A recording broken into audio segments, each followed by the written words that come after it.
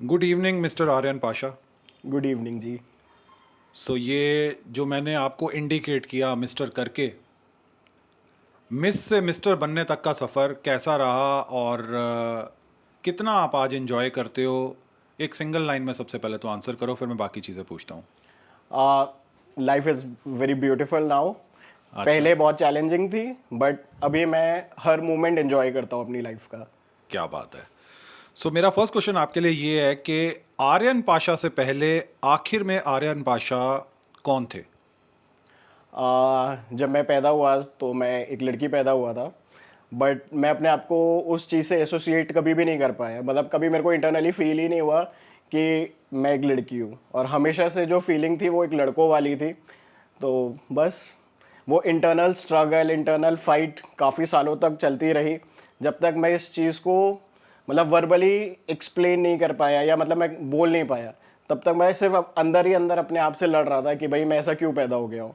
और जब वो वक्त आया, मैं उस लायक हुआ कि भाई मैं एक्सप्रेस कर पाऊँ अपनी फीलिंग्स को, और जब मैंने अपने घर पे बात करी इस बारे में कि भाई मैं एक लड़का हूँ, और मतलब मुझे लगता है कि मैं गलत शरीर में पैदा हो गया हूँ, तो वहाँ से वो लाइफ मतलब मेरी चेंज होनी स्टार्ट हो गई।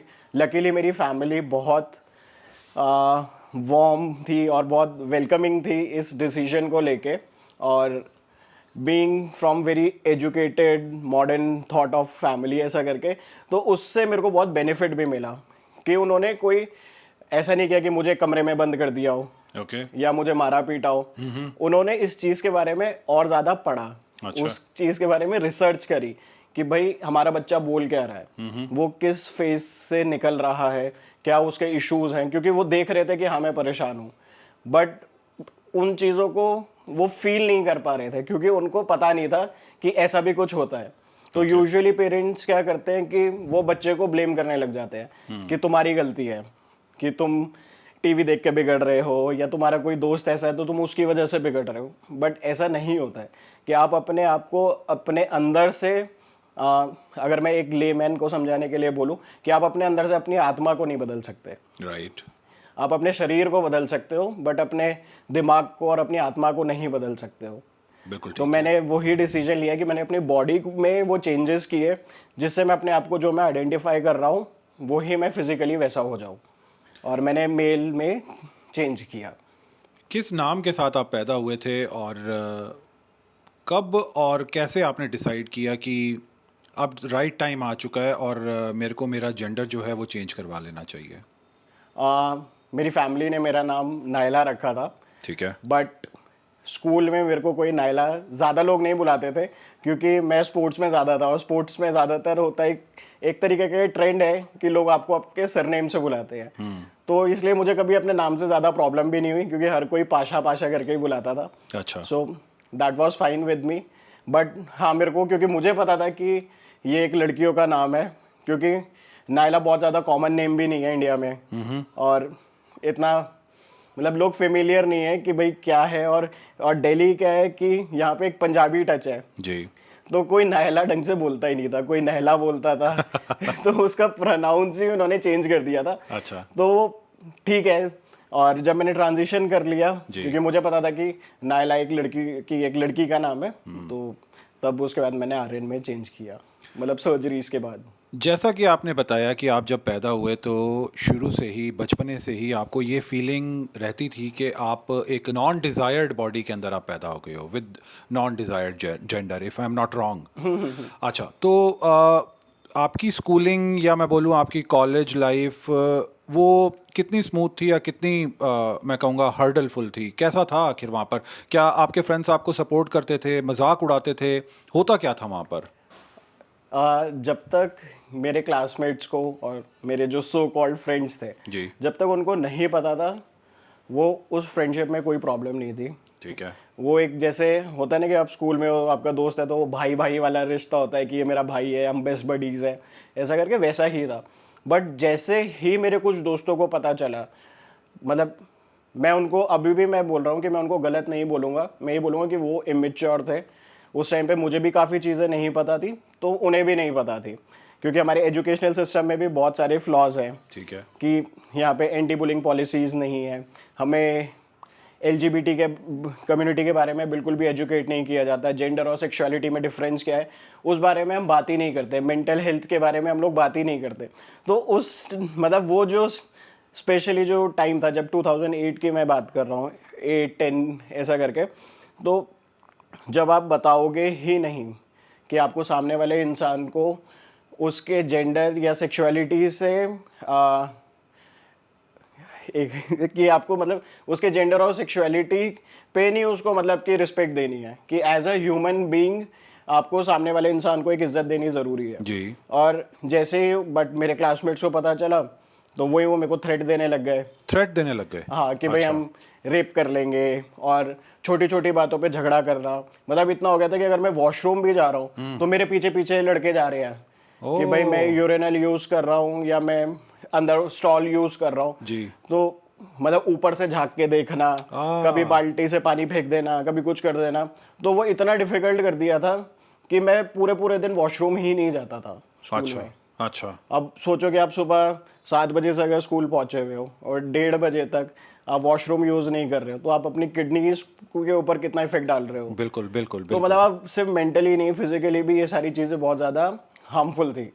तो मैंने मतलब स्कूल ड्रॉप कर दिया था, और फिर नेक्स्ट ईयर मैंने दोबारा से एडमिशन लेके किया, क्योंकि मुझे इतना हो गया था कि मैं उस बैच के साथ पढ़ना ही नहीं चाहता था। और मेरे टीचर को था कि नहीं एग्ज़ाम दे दो, पास हो जाओगे, और मेरे को ये था कि मुझे पास नहीं होना है। ओके। कभी आपने अपनी ये दुश्वारियाँ जो हैं अपने घर पर या अपने स्कूल में अपनी टीचर्स के साथ में, कभी उनके साथ में शेयर नहीं करने का मौका मिला आपको? घर पे थोड़ा थोड़ा पता था, क्योंकि मैं उनको भी स्ट्रेस नहीं करना चाहता था ओके। कि, और मुझे लगता था कि मतलब मैं अपनी चीज़ें अपने तक ज़्यादा रखता हूँ, कि मेरे को अपनी प्रॉब्लम्स या बर्डन्स जो भी है मैं अपने फैमिली के ऊपर नहीं डालना चाहता। अच्छा। तो वैसे ही है था कि टीचर्स में भी आप किसके ऊपर ट्रस्ट कर सकते हो किसके ऊपर नहीं, वो पता ही नहीं था अच्छा। कि इतनी क्लोजनेस नहीं होती है। मतलब स्कूल में जब आप होते हो तो काफ़ी टाइम तक तो वो एक कॉन्फिडेंस ही नहीं आया अच्छा। कि किससे बात करूं किससे नहीं करूं। बट इन द एंड मेरे को जो मेरी 12th की जो क्लास टीचर थी जी। राजश्री मैम, वो काफ़ी सपोर्टिव मिली। अच्छा। और जब मेरे को स्कूल में एंटर नहीं करने दे रहे थे कि अच्छा। आप रेगुलर रेगुलर स्कूल नहीं अटेंड करोगे, जस्ट आप एग्ज़ाम्स देने के लिए आओगे, ठीक है। तब मेरी टीचर ने मेरे को कहा कि मैं तुम्हें अलग से पढ़ाऊंगी। और वो मेरे को ट्यूशन बाकी बच्चों के साथ नहीं पढ़ाती थी, बिल्कुल अकेले में। तब वो उन्होंने मतलब मेरे को पढ़ाई वगैरह में हर चीज़ में सपोर्ट किया। Okay, okay, okay.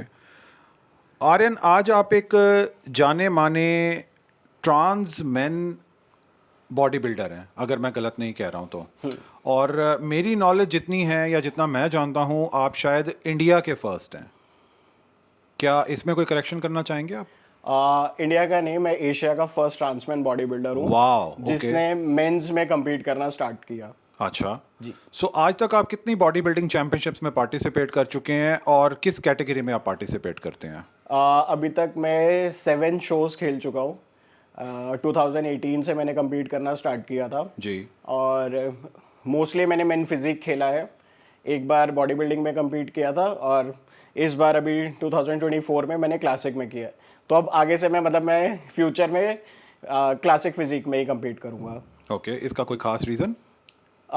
मुझे मेन फिजिक को मैं इतना ज़्यादा इंजॉय नहीं कर रहा था, अच्छा। और मुझे क्लासिक फिजिक ज़्यादा बेटर लग रहा है। और मेरे को लगता है कि मेरा बॉडी स्ट्रक्चर जो है वो क्लासिक फिजिक वाला ज़्यादा है as compare to men physique. अच्छा। सो किस चीज़ ने आपको ज़्यादा प्रेरित किया कि चलिए ठीक है, आप कन्वर्ट हो गए, आपने जेंडर भी चेंज कर लिया, अब आप लड़कों वाले बहुत सारे काम सडनली कर सकते हैं। सो स्पोर्ट्स में भी ऐसी कौन सी चीज़ ने आपको ज़्यादा ट्रिगर किया कि मेरे को सॉकर या क्रिकेट इन सबको छोड़ करके मेरे को बॉडी बिल्डिंग की तरफ जाना चाहिए? Why not boxing? Why only body building? So body building जो एक गेम है उसको हमेशा से देखा गया है कि बहुत ज़्यादा मेस्कुलिनिटी वाला गेम है ऐसा करके, और मोस्टली लड़कों को ही देखा गया है कि बहुत कम फीमेल बॉडी बिल्डर्स हैं। तो हमेशा से मतलब बॉडी बिल्डिंग को एक मैनहुड से ज़्यादा कंपेयर किया गया है, अच्छा। या एसोसिएट किया गया है। ओके। तो मुझे यही था कि यार अगर करना है और जहाँ पे बहुत ज़्यादा मस्कुलर होने की ज़रूरत है। तो अगर कोई मतलब ऐसे नॉर्मल भी लड़का है और जी। उसको बॉडी बिल्डिंग करनी है, तो उसकी जर्नी इतनी इजी नहीं होगी, क्योंकि बॉडी बिल्डिंग सिर्फ साल 2 साल की तैयारी वाला गेम नहीं है। बिल्कुल ठीक है। इसमें आपको कंसिस्टेंट रहना बहुत ज़रूरी है। आपकी डेडिकेशन जो आपकी डे 1 पे थी वही कंटिन्यूसली होगी, तभी आप इसमें आगे प्रोग्रेस कर पाओगे। यस। सो डेडिकेशन और कंसिस्टेंसी ये हर कोई बंदा कैरी नहीं कर सकता लाइफ लॉन्ग। और आपको जो स्ट्रिक्ट डाइट फॉलो करनी है, जो वर्कआउट रेजिम फॉलो करना है, तो वो बोलने वाली बात हो जाती है कि भाई कोई भी बॉडी बना सकता है, ठीक है। और लोग ऐसे ही बोल देते हैं कि भाई लोग इंजेक्शन लेके बॉडी बना लेते हैं, जी। ये कर लेते हैं, वो कर लेते हैं। तो मुझे ये था कि यार कि अगर ऐसी चीज़ में मैं कुछ करूँगा जी। तो शायद मैं एक ट्रांसमैन के लिए और ज़्यादा बेटर स्पेस क्रिएट कर सकता हूँ कि भाई सिर्फ बॉडी बिल्डिंग लड़कों के लिए ही नहीं है, और कोई भी जो भी चाहता है, चाहे वो लड़की हो या ट्रांसमैन हो या ट्रांस वुमेन हो, और या जो डिफरेंटली एबल्ड लोग होते हैं, वो लोग बॉडी बिल्डिंग करना चाहते हैं या कर रहे हैं, तो कोई भी कर सकता है। बट इसके लिए आपको कंसिस्टेंट होना और डेडिकेटेड होना अपने पैशन के टुवर्ड्स, वो ज़्यादा ज़रूरी है। सो इन टोटलिटी अगर मैं कहना चाहूँ कि बचपन से ही आपको चैलेंजेस या टफ रास्ते के ऊपर जाना पसंद है, वो गलत नहीं है शायद। हाँ, आई थिंक सो। सीधे रास्ते पे तो कोई भी चल सकता है। ये भी बात ठीक है। All right. सो इस सारी जर्नी में आपका साथ यानी कि आपके मेंटोर, आपके कोच कौन रहे? मतलब किन्होंने आपको सबसे पहले आपकी प्रेप करवानी स्टार्ट की थी, और आज आपके कोच कौन है? सबसे पहले तो मतलब मैंने खुद से ही करना स्टार्ट किया था। ओके।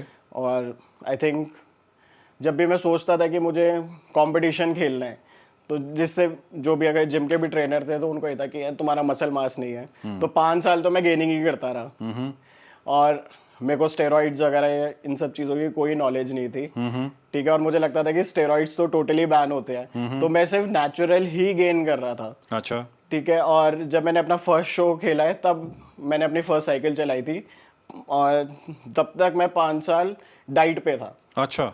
हाँ, और मतलब मैंने जिस दिन से वर्कआउट स्टार्ट किया था, मैंने उस दिन से उबला हुआ खाना शुरू कर दिया था। क्या बात है। तो मुझे ये पता था कि हाँ मेरे को क्लीन डाइट रखनी है, और सॉल्ट्स वगैरह की मुझे नॉलेज नहीं थी। और मेरा यही रहा है कि, और यही मैं एडवाइस भी दूंगा कि अगर जब तक आप ऑन स्टेज नहीं जाते हो तो प्लीज़ आप स्टेरॉइड्स को अपनी बॉडी में या उसकी तरफ इन्फ्लुएंस ना हो, ओके। क्योंकि सिर्फ एक फ़ोटोशूट के लिए या एब्स निकालने के लिए ये चीज़ें बहुत हार्मफुल है। और अगर इससे आपका कोई फ्यूचर नहीं बन रहा है या आपका कोई बेनिफिट नहीं हो रहा है, तो आपको स्टेरॉइड्स का रास्ता चूज़ करने का मतलब कोई हक नहीं बनता। Alright. क्यों आप अपने आप को अंदर इंटरनली हर्ट करोगे या इंजर करोगे। जी। सो बेटर यही है कि जो लोग बॉडी बिल्डर्स हैं उन्हें पता है कि वो लोग क्या कर रहे हैं, और वो उसी चीज़ में अपना फ्यूचर या अपना करियर देखते हैं। तो मैं ये मैसेज मैं यंगस्टर्स के लिए देना चाहता हूँ कि भाई प्लीज़, मतलब बहुत ज़्यादा ये कल्चर बढ़ गया है, और स्पेशली इंडिया में, कि आपका डे 1 भी क्यों ना हो जिम में। क्योंकि मैं कई ऐसे यंगस्टर्स से मिला हूँ, उन्हें जाते ही कुछ गोलियाँ पकड़ा दी जाती है कि ये टैबलेट्स ले लो, डे 1 में ये सप्लीमेंट्स ले लो, जिसकी बिल्कुल भी ज़रूरत नहीं है। तो अगर आपको जब तक शो नहीं खेलना है, आपको इन चीज़ों की ज़रूरत बिल्कुल नहीं है। आप अपने वर्कआउट पे, अपने फिटनेस पे ध्यान दो, ठीक है। और जो खाना है उसको एंजॉय करो जब तक आप खेलना नहीं चाहते हो। कि अपने आप को बिन फालतू में मतलब टॉर्चर करने की ज़रूरत नहीं है। क्योंकि जब मैं भी प्रेप कर रहा होता हूँ तो कहीं ना कहीं मेरे को कभी कभी फील होता है कि मैं क्यों कर रहा हूँ। All right. आप अपने आप को एक तरीके से टॉर्चर ही कर रहे हो। तो जब आपको नहीं करनी है वो चीज़, आपको ऑन स्टेज जाना ही नहीं है, जी। आप अपने आप को दूसरे लोगों के साथ कंपेयर होते हुए देख ही नहीं सकते हो। कई लोग ऐसे होते हैं कि बहुत अच्छी फिजिक है बट वो कंपैरिजन नहीं जाते हैं। तो क्यों आप अपने आप को हार्म कर रहे हो। ठीक है। ठीक है। सो आर्यन, आपने बहुत अच्छे तरीके से स्टेरॉइड्स के बारे में तो एक्सप्लेन कर दिया, लेकिन आपने मेरा हाफ क्वेश्चन का आंसर किया। मेरा क्वेश्चन ये था आपसे कि आपके मेंटोर कौन थे, यानी कि उन्होंने किस कोच ने आपके साथ में आपकी प्रेप स्टार्ट करवाई, और आज आपके कोच कौन है? ओके, सो सबसे पहले जब मैंने स्टार्ट किया था तो मैंने अपने मामा के जिम से वर्कआउट करना स्टार्ट किया था। बट वहाँ पे मेरे को मतलब बिल्कुल भी सप्लीमेंट्स तक लेना अलाउड नहीं था। उनको ये था कि खाओ पियो वर्कआउट करो अच्छा वेट उठाओ, बस उतने तक था। तो 5 ईयर मतलब ऑलमोस्ट 5 साल तक मैंने उनके अंडर में किया, अपने मामा के अंडर में किया। फिर जब कंपटीशन खेलने की बारी आई तो अब पता था कि भाई अब स्टेरॉइड्स लेने पड़ेंगे। जी। तो उसमें मतलब मेरा कज़न है एक अखलद, मेरे चाचा का बेटा है, तो उसने मेरे को थोड़ा बताया ऐसे अखलक ऐसे होता है, पाशा। अखलद पाशा। ओके। और मेरे जो फ्रेंड्स हैं, स्कूल फ्रेंड्स वगैरह, मतलब सबको थोड़ा बहुत पता था। और बेसिक मतलब साइंटिफिक क्या नॉलेज है वैसे उस टाइम पे बिल्कुल आइडिया नहीं था। ठीक है। और वहाँ से बस वो जर्नी स्टार्ट हुई और मैंने अपना फर्स्ट शो खेला 2018 में। और उसके बाद जो 2019 में मैंने इकबाल सैयद हैं, जी। वो मेरे कोच रहे हैं मुंबई से। ठीक है। 1 साल मैंने उनके अंडर ट्रेनिंग करी। और अभी फ़िलहाल मैं गुरदेश मान सर हैं चंडीगढ़ से, वो मेरे प्रेप कोच हैं। और मैं पोजिंग सीख रहा हूँ रजत भैया से। रजत गोयल से। हाँ, रजत गोयल से, वो दिल्ली से है। All right.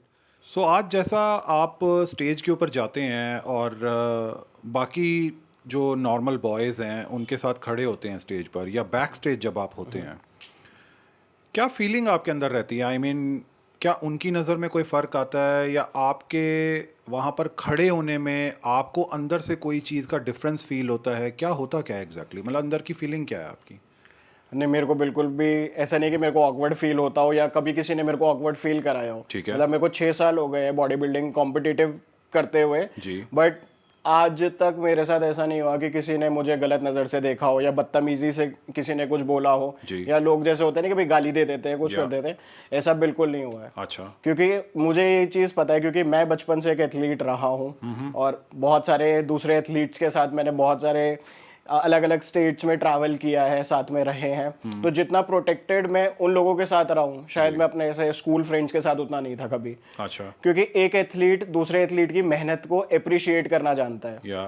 ठीक है, जो चीज़ दूसरी फील्ड्स में बिल्कुल नहीं होती है। जी। दूसरे में एक मैंने ये देखा है कि स्पेशली जैसे फैशन वाली अगर हम फील्ड ले ले, जी। वहाँ पे एक दूसरे को लेट डाउन करते हैं। बट कोई भी एथलीट होगा वो एक दूसरे को अप्रिशिएट करेंगे और कहीं पे अगर उनके फ्लॉज हैं तो उनको करेक्ट करेंगे। तो ये चीज़ सिर्फ एक एथलीट ही जान सकता है और वो फील कर सकता है। और बीइंग अ ट्रांसमैन, लोगों ने मुझे हमेशा अप्रिशिएट किया है कि वो उस जर्नी को समझते हैं। उनको ये पता है कि भाई उनके लिए अगर बॉडी बिल्डिंग इतनी डिफिकल्ट ये पाथ रहा है और जो भी उनकी जर्नी रही है, तो इसके लिए कितनी ज़्यादा डिफिकल्ट होगी जो फीमेल टू मेल ट्रांजिशन करके आज मेल कैटेगरी में उन लोगों को एक टफ कॉम्पिटिशन दे रहा है। ठीक है। तो हमेशा से अप्रिसिएशन ही मिला है। क्या एक्सपेक्ट करते हैं आप इंडियन बॉडी बिल्डिंग फ्रेटर्निटी से एज अ ट्रांसमैन और एज अ बॉडी बिल्डर?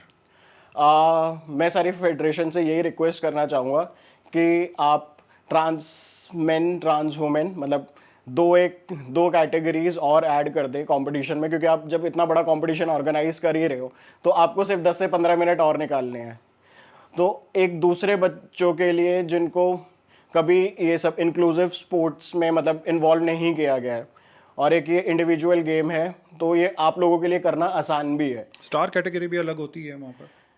हाँ, जब आप स्टार कैटेगरी अलग से कर रहे हो, फीमेल बॉडी बिल्डिंग कर रहे हो, उसमें इतने अलग अलग डिविजन्स है। Correct. तो सिर्फ एक ओपन कैटेगरी ट्रांसमेन और ट्रांस वुमेन के लिए क्यों नहीं हो सकती है? ठीक है। और ऐसे बहुत सारे एस्पायरिंग बॉडी बिल्डर्स है ट्रांसमेन कम्युनिटी से स्पेशली, जो आगे इसको परस्यू करना चाहते हैं बट उनके पास कोई प्लेटफॉर्म ही नहीं है। क्या वो लोग आपको अप्रोच करते हैं इस चीज़ के लिए? हाँ, मेरे को कई बार उन्होंने अप्रोच किया है और 2-3 फेडरेशंस ने किया भी है कंपटीशन। बट वो होता क्या कि वो एक ही बार हो रहा है। अगर जब तक वो कंटिन्यूअसली नहीं होगा तो लोगों को पता नहीं होगा कि भाई उनका नेक्स्ट गोल क्या है और उन्हें कब वो अगला प्लेटफॉर्म मिलेगा। तो वो बीच में वो प्रेप छोड़ देते हैं। ठीक है। अगर हमें कोई एक अच्छी फेडरेशन, कोई अगर जैसे शेरू क्लासिक ही हो रहा है या एमेच्योर ओलंपिया हो रहा है, अगर वो लोग अनाउंस कर दे कि भाई हम लोग हर साल कराएंगे, तो जैसे कि बाकी कैटेगरीज में, जैसे स्टार कैटेगरी में भी पहले देखा गया था कि शायद 3-4 लोग ही आते थे, करते करते आज जाके 20-25 लोग आके उसमें compete कर रहे हैं।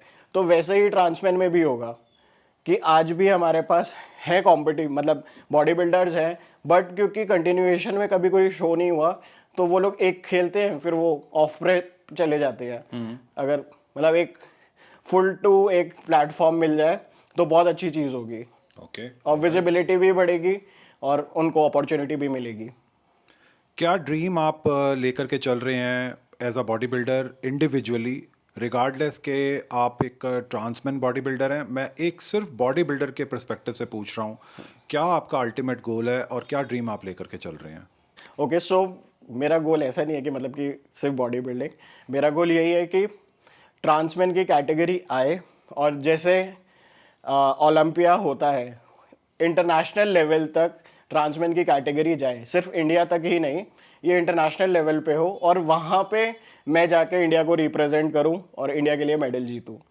क्योंकि मुझे पता है कि बाहर के देशों में बहुत सारे ट्रांसमैन हैं और जो बहुत अच्छी फिजिक है जिन लोगों की, और अगर ये चीज़ इंटरनेशनल लेवल पे अगर ओलंपिया में होती है तो बहुत ज़्यादा एम्पावरमेंट भी होगा, और सिर्फ ट्रांसमैन के लिए ही नहीं, एक बॉडी बिल्डिंग गेम को भी एक बहुत अच्छा रिकॉग्निशन मिलेगा। ओके, कि जहाँ पे दूसरे स्पोर्ट्स ने सपोर्ट नहीं किया, ठीक है। वहाँ पे अगर बॉडी बिल्डिंग सपोर्ट करती है तो उस गेम का वो भी रिकॉग्निशन मिलेगा कि जैसे बॉडी बिल्डिंग को हमेशा से ओलंपिक गेम से बाहर रखा गया है, तो वहाँ ये होगा कि भाई जहाँ ओलंपिक्स वाले गेम्स ने एक ट्रांस कम्युनिटी को सपोर्ट नहीं किया, वहाँ बॉडी बिल्डिंग फेडरेशन ने उस चीज़ को सपोर्ट किया है।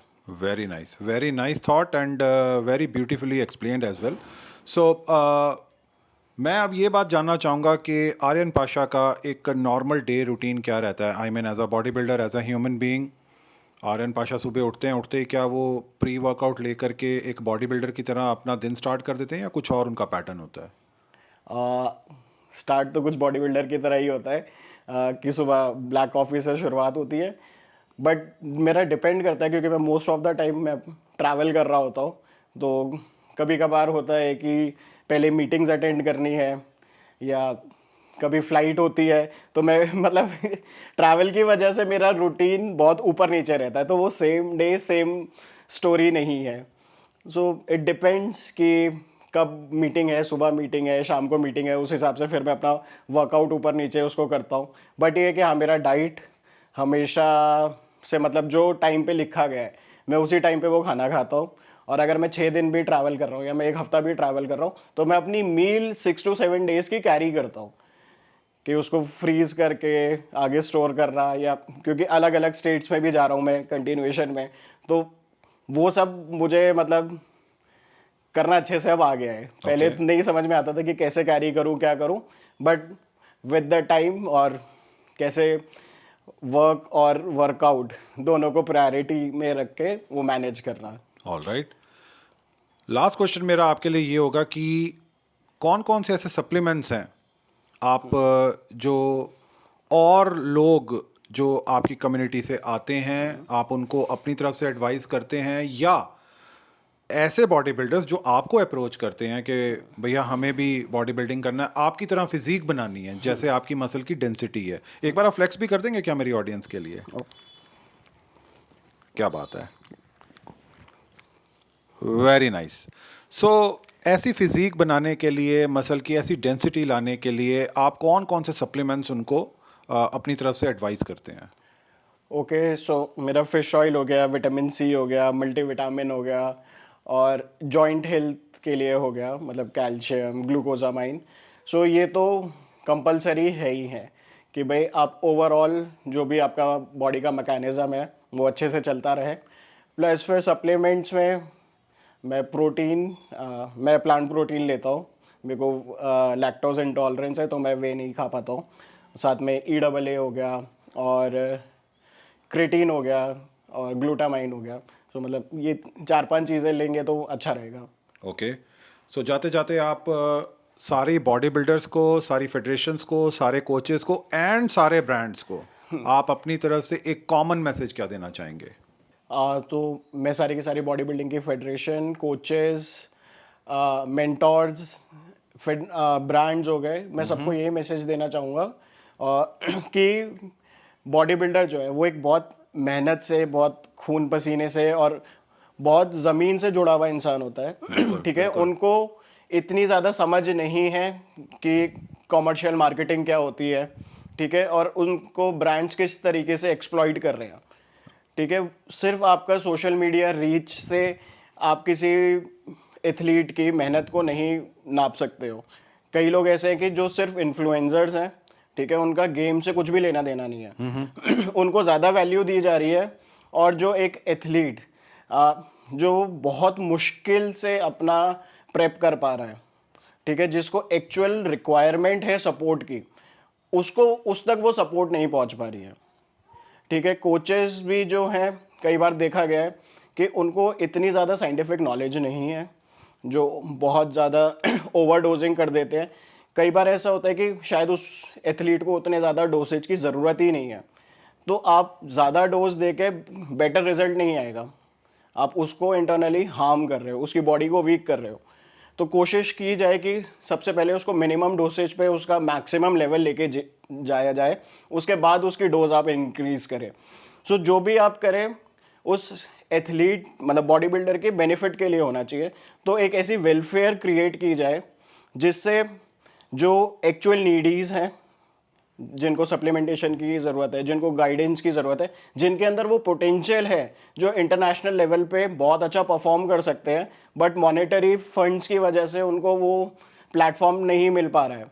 तो हमें ऐसे एथलीट्स के लिए हेल्प मतलब एक वेलफेयर क्रिएट करके एक जॉइंट जिसमें सारी फेडरेशंस हो और वो प्लेयर को अपलिफ्ट करने का काम करे, इर्रिस्पेक्टिव कि उस इंसान का जेंडर या सेक्सुअलिटी क्या है, ठीक है, वो लड़का भी हो सकता है, लड़की भी हो सकती है, या कोई ट्रांसजेंडर एथलीट भी हो सकता है। तो उनको ऐसा प्लेटफॉर्म दिया जाए और जितने भी इन्फ्लुएंसर्स हैं, यूट्यूबर्स हैं, वो ऐसी स्टोरीज़ को लेके सामने प्रेजेंट करें, ताकि मे बी उनके थ्रू वो चैनलाइज किया जा सके और उन लोगों को वो चीज़ बेनिफिट मिल सके। All right, all right. So आज आपने बहुत सारी प्रोडक्टिव काम की बातें जो हैं वो मेरे साथ और मेरी ऑडियंस के साथ में शेयर की हैं, and I wish you very best of luck Aryan, कि आप आने वाली बड़ी से बड़ी चैम्पियनशिप्स में नज़र आएँ, और जो आपने विश मांगी है, यानी कि आप लोगों के लिए एक स्पेसिफिक कैटेगरी उसमें जनरेट कर दी जाए, वो भी वहाँ पर नज़र आने लग पड़े। मैं भी अपने लेवल पर ज़रूर इस चीज़ के लिए कोशिश करूँगा, और आपकी आवाज़ बन करके आपके थॉट्स को आगे लेकर के आने और की मैं पूरी स्पेशली कोशिश मैं आपको रहेगी। थैंक्स बोलना चाहता हूँ कि आपने वो हिम्मत करी कि आप एक ट्रांसजेंडर एथलीट को सामने बिठा के उसका इंटरव्यू कर रहे हो। क्योंकि मैंने जब मतलब मैं आज से अगर 2-3 साल पहले की बात करूँ, तो मैंने कुछ इन्फ्लुएंसर्स को या so called protector of body building ऐसा करके उन लोगों को रीच आउट किया था, और उनको ये था कि भाई तुम्हें दूसरी कैटेगरी क्यों चाहिए, ठीक है, कि तुम तो मेल में खेल रहे हो। तो ये कैटेगरी मुझे अपने के लिए नहीं चाहिए, मेरे और भी भाई हैं मेरे जैसे जो लोग बॉडी बिल्डिंग करना चाहते हैं। और सिर्फ आप ये मत देखो कि आर्यन ऐसा दिख रहा है और आर्यन ऐसा कर रहा है, कि बट जो दूसरे बच्चे हैं जो इस गेम को आगे परस्यू करना चाहते हैं, तो उनकी बॉडी अनाटॉमी बहुत अलग है एक मेल से, और उसको बीट करना बहुत ज़्यादा मुश्किल है, या मैं बोलूँगा कि एक तरीके से इम्पॉसिबल है। तो वो फेयर कंपटीशन कभी भी नहीं होगा। और जब हम वेट के हिसाब से, हाइट के हिसाब से एक कैटेगरी को डिवाइड करते हैं, तो कैसे हो सकता है कि भाई एक ट्रांसमैन मेल में जाके बहुत अच्छा परफॉर्म कर लेगा, उसको तो वो इक्वल प्लेटफॉर्म ही नहीं मिल रहा है, एक फेयर कंपटीशन का उसको चांस ही नहीं मिल रहा है, ठीक है। मैं थैंकफुल हूँ कि भाई मेरे को ट्रांस होके मेल में खेलने दिया जा रहा है। तो उनके लिए एक स्टेज होना बहुत ज़्यादा ज़रूरी है, और उनको भी चांस मिलना चाहिए कि as a equal citizen of this country सबको बराबर हक मिलना चाहिए। तो वैसे ही फेयर कंपटीशन के लिए एक कैटेगरी अगर अलग होती है तो वो बहुत अच्छा होगा, ना कि वो यूट्यूबर मुझे बोले कि तुम्हें क्या ज़रूरत है। तो ऐसे मैं भी पूछ सकता हूँ कि भाई आपको फीमेल कैटेगरी की क्या ज़रूरत थी, या आपको स्टार कैटेगरी की क्या ज़रूरत थी, ठीक है, वो भी बनी ना, वैसे ही ट्रांस की भी अलग से बन सकती है। All right, thank you Aryan, thank you. Thank you.